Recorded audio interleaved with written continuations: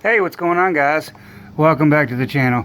In this video, I'm going to show you how to remove the X-frame that's under the C4 Corvette on the convertible.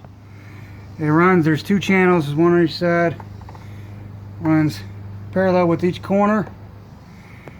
There's 4 bolts in each end of it. And those bolts are a 1/2 inch.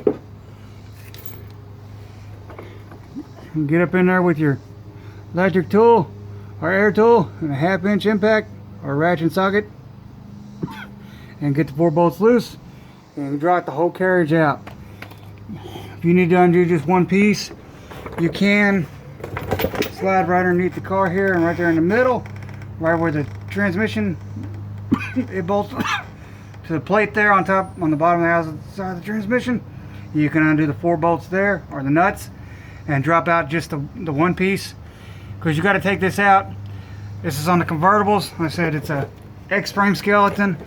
On the convertibles, it helps the structure of the car, and it's also right in the way of the fuel filter that's located on the passenger side behind the front tire on all your C4s. But like I said, on the convertibles, this X-frame's in the way, and it's also for the convertibles to help support them.